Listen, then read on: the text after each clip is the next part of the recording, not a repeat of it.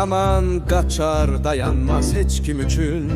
Geçmiş unudular gelmemiş günün. Gözü yumulu hayal kur biraz.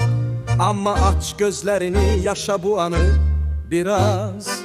Her anın değeri küçük möcüze. Ellerinden kaçmasın kaygısız əzizce. Hayal kanadında uçak savaşsız. Amma yere en yaşa hiç vaxt kısassız. Dayanma hayal et göğün renkleriyle. Hayat yaşanar indiki an içinde. Unutma geçmişi sakla geleceği. Amma indiki zaman seveyatın ebedi. Oyaq yuxular quraç gözlerini əslə. Gerçek dünyanı yarat öz ellerinle. Hayallar şirin lakin hayat daha şirin. Her saniye hayatından talismanı seçin.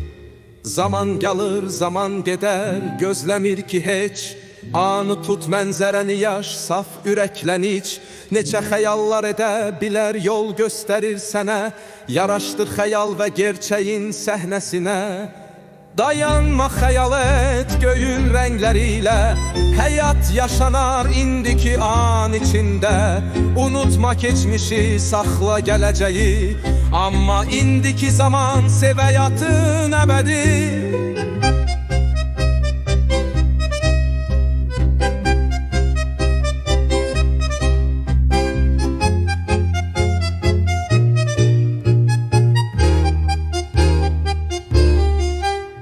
Dayanma hayal et göğün renkleriyle.